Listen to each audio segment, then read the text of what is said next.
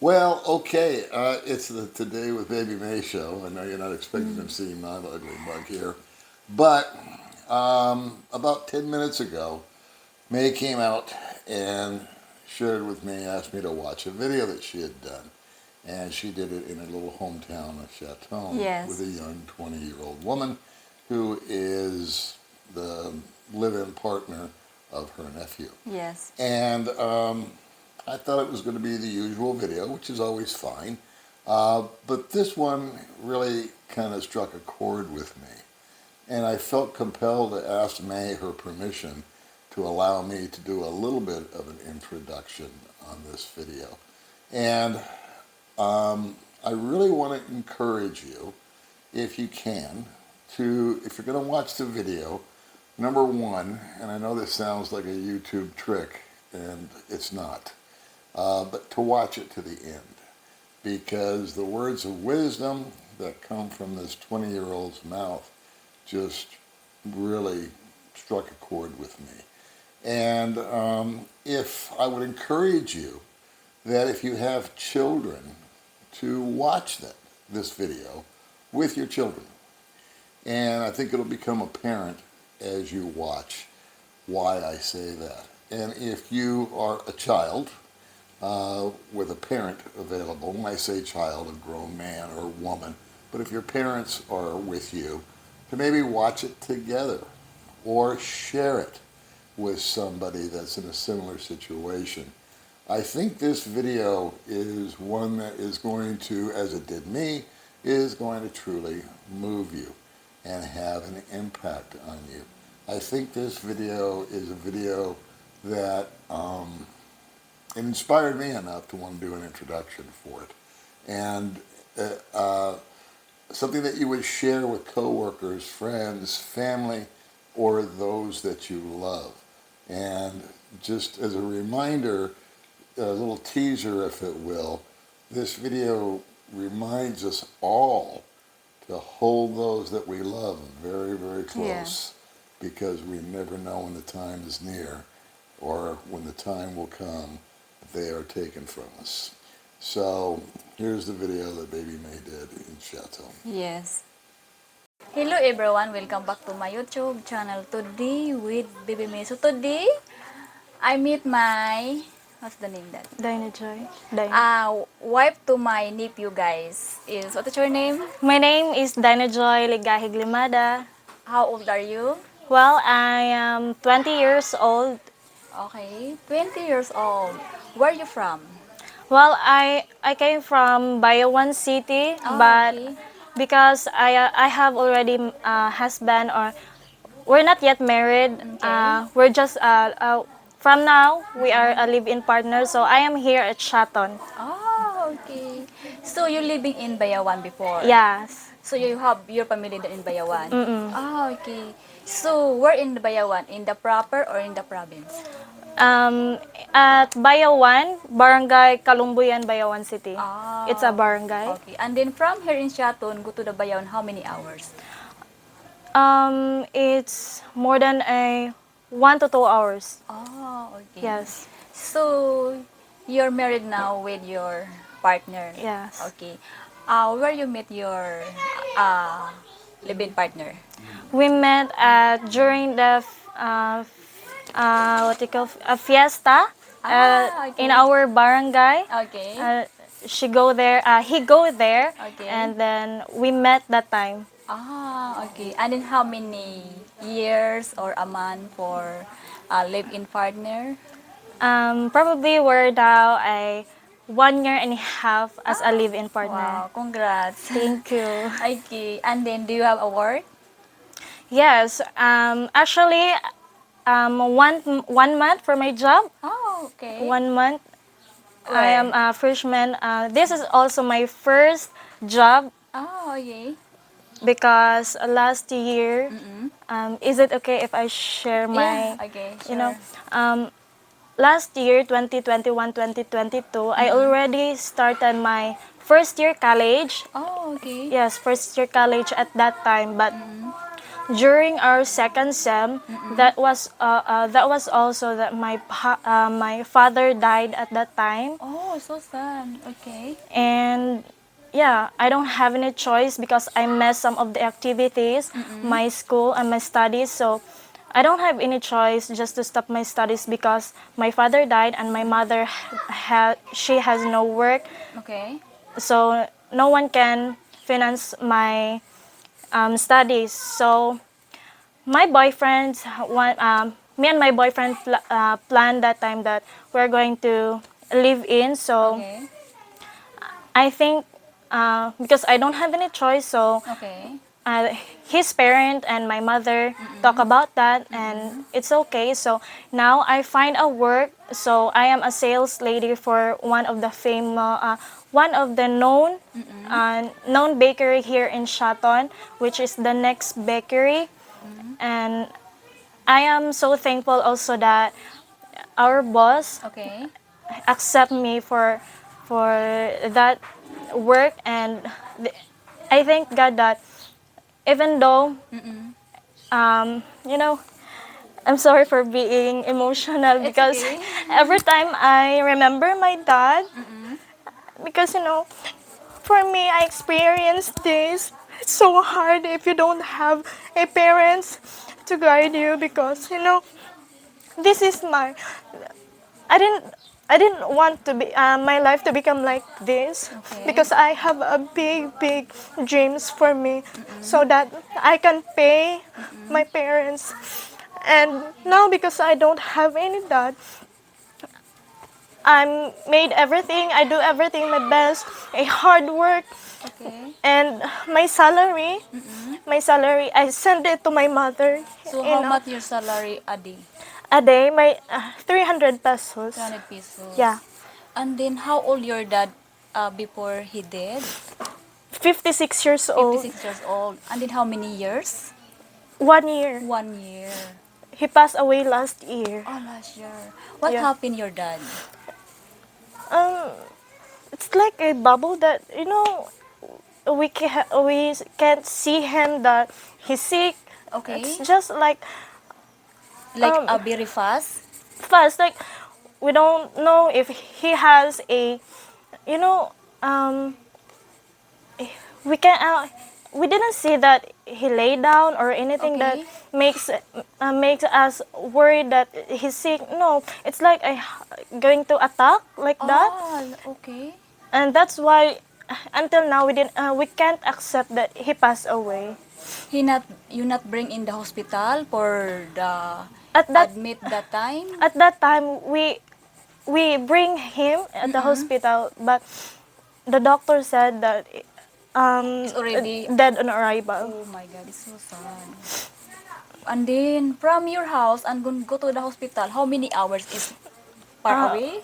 from our house, Mm-mm. it's like minutes, because my brother ride him in a motorcycle Oh, okay. just to just to bring him on a hospital. Then after that, in the hospital, the doctor said that we're going to admit in Bayawan City, Okay. when but the other one said that it's much better if we're going to admit in Dumaguete. Dumaguete City. Okay. But we traveled at night, Mm-mm. 8 p.m. then until 10 p.m. Okay. in the Dumaguete, because it's so far. Yeah, It's so yeah. far from Bayawan to our home to Dumaguete. Dumaguete. Yeah, like 2 Then hours. yeah, then after that, when we are there in Dumaguete Provincial Hospital, they said that my father It's didn't. already dead. Oh, Oh, it's so dead on sad. arrival.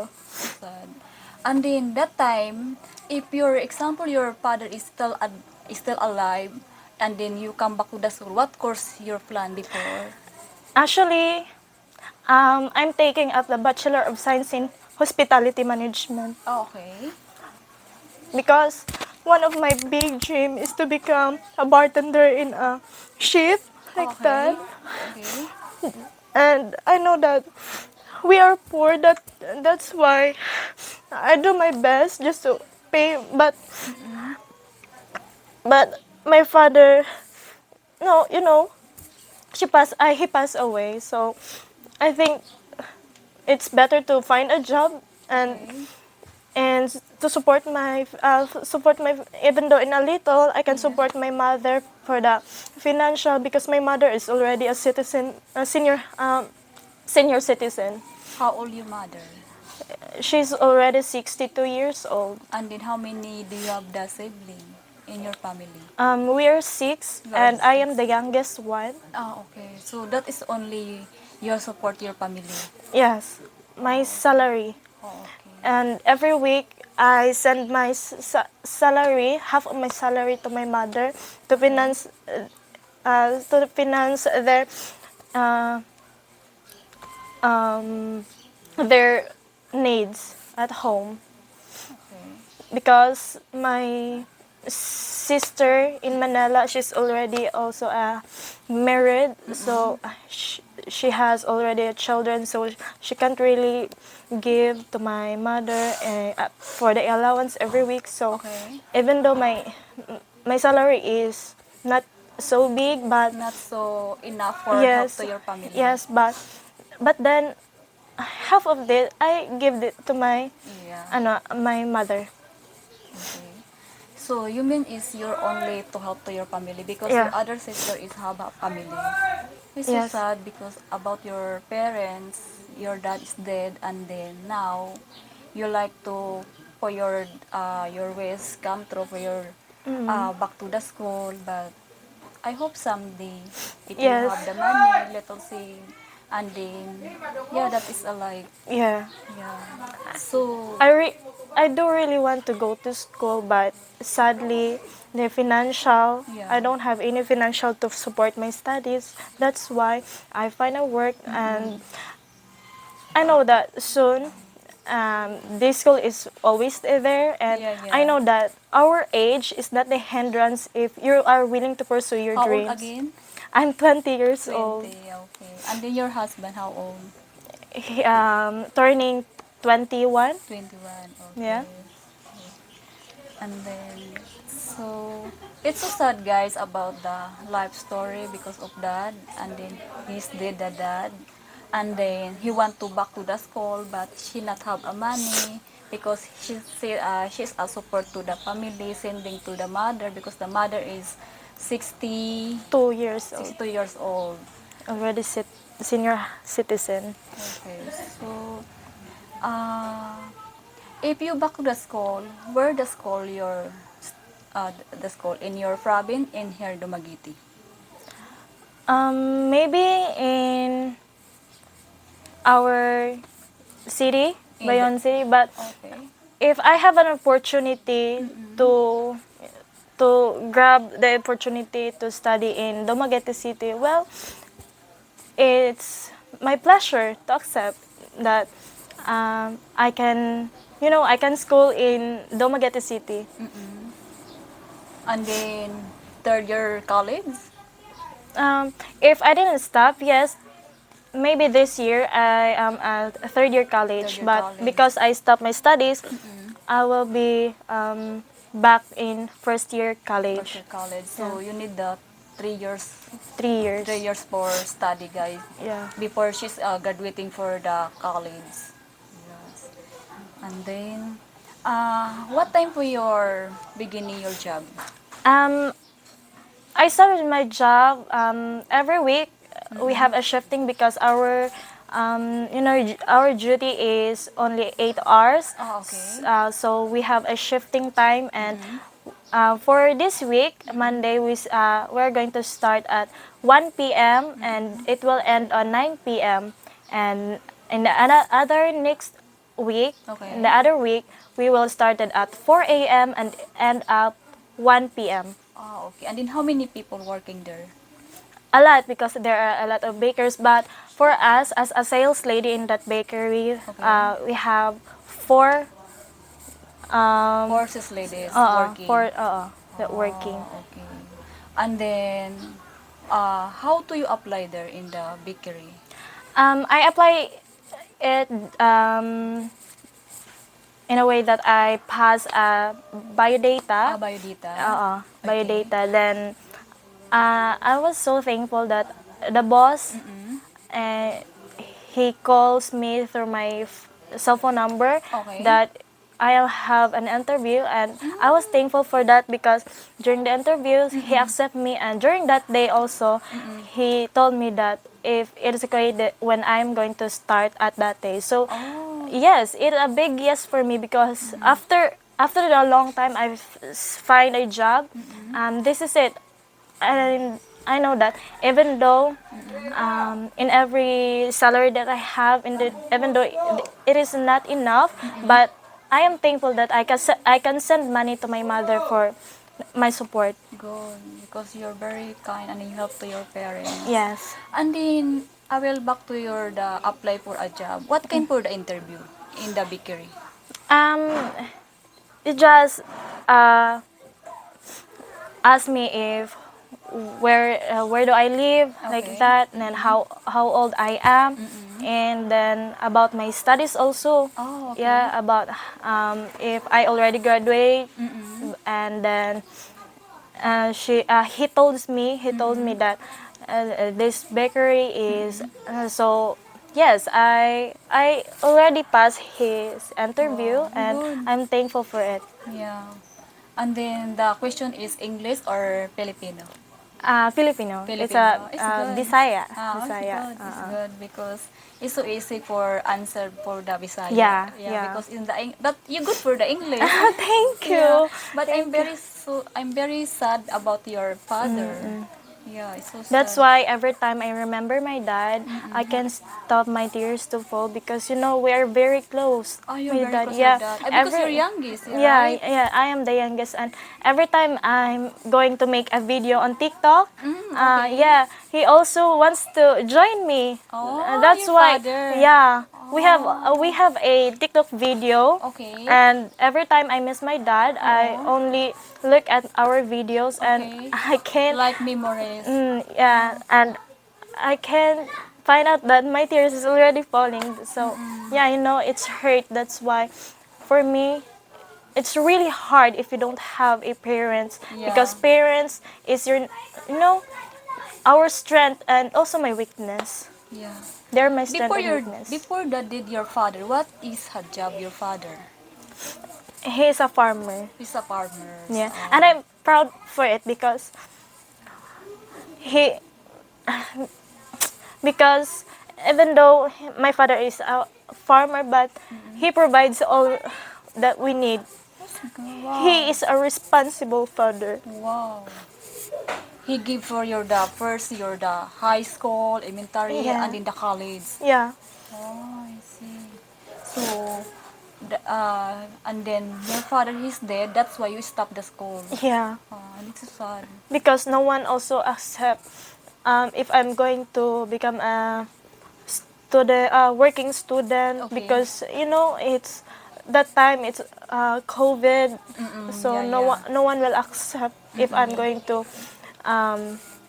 try to ask them if they accept Okay. for a working student, but no one say yes, because during that time also the COVID-19 is very Yeah, very hard. yeah, I think 3 years. yeah. 3 years. It's so hard that time. And then that time is a COVID. What is your income for your family that time? That time, because we are in province, Oh, because okay. um, my my brother in Manila, because Okay. he is a jeepney driver. Oh, He is okay. also the one who support us at that time, and also my sister, the as what I have said earlier, that she already has a family, but also she support at that time for us. And now I think this is the time also that I have a job, and because the only thing that we have for now is our mother. Yeah, So I yeah. think this is the time that I will pay for her, for all the sacrifices that they made together with my father. So I am happy that even though in a little thing, a little amount, I can send her for my financial support. Okay. So the last question is, what is your uh, plan for your future someday?